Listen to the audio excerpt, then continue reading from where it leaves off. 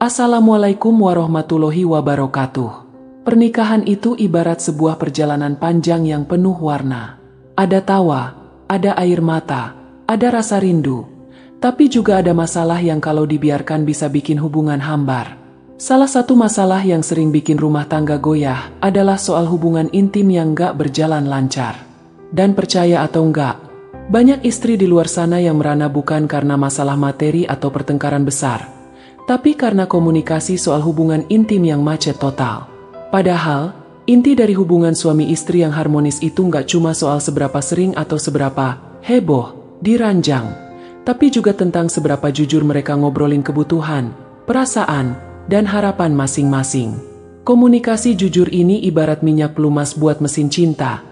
Kalau macet ya siap-siap mesinnya mogok. Masalahnya, banyak pasangan yang malu, gengsi, atau takut disalahpahami kalau ngomongin topik ini.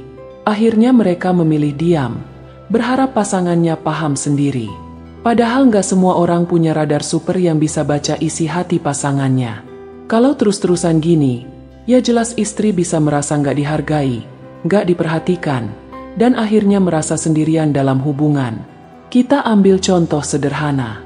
Ada istri yang sebenarnya nggak nyaman dengan cara suaminya saat berhubungan intim. Dia pengen ada sentuhan atau perhatian di bagian tertentu dulu biar moodnya terbangun. Tapi karena takut nyakitin perasaan suami, dia cuma diam aja. Hasilnya, dia cuma ikutin alur, tanpa benar-benar menikmati. Lama-lama, rasa merananya jadi numpuk.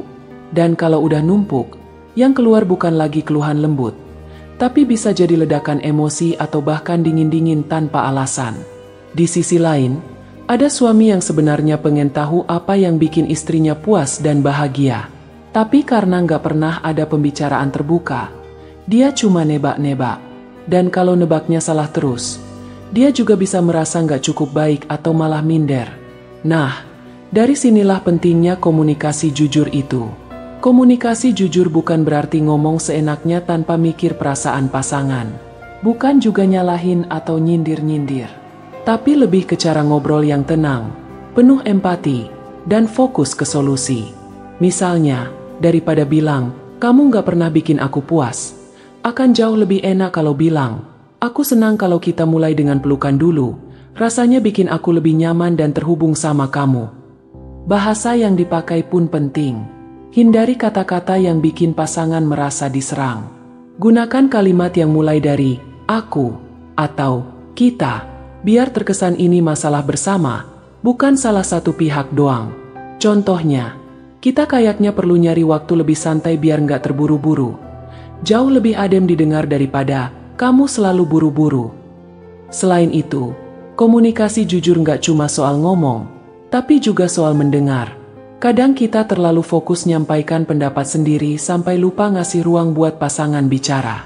Mendengar dengan niat memahami, bukan cuma membalas, akan bikin pasangan merasa dihargai. Dan dari situ, kepercayaan tumbuh, rasa aman terjaga, dan masalah bisa lebih mudah diatasi. Jangan lupa juga untuk bikin momen ngobrol ini di waktu yang tepat. Ngomongin topik sensitif pas salah satu lagi capek, stres, atau marah besar itu resep pasti untuk debat kusir. Pilih waktu ketika kalian berdua santai, mungkin sambil duduk di ruang tamu atau setelah makan malam. Intinya, suasana harus kondusif supaya pesan bisa diterima dengan hati yang lapang. Komunikasi jujur ini efeknya nggak main-main. Begitu pasangan bisa saling terbuka tanpa takut dihakimi, hubungan intim jadi jauh lebih sehat. Istri bisa merasa dihargai, diperhatikan, dan diutamakan.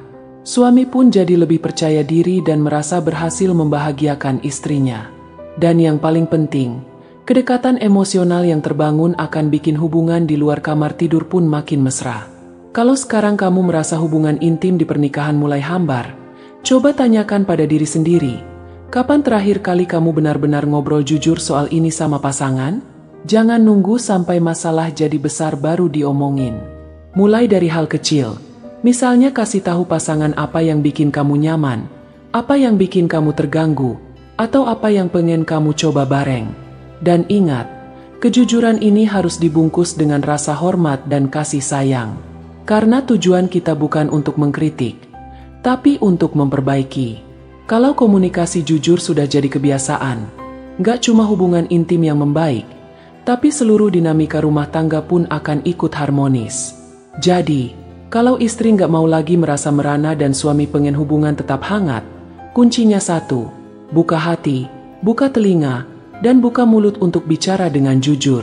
Karena dalam pernikahan, diam itu bukan emas, tapi bisa jadi bom waktu. Wassalamualaikum warahmatullahi wabarakatuh.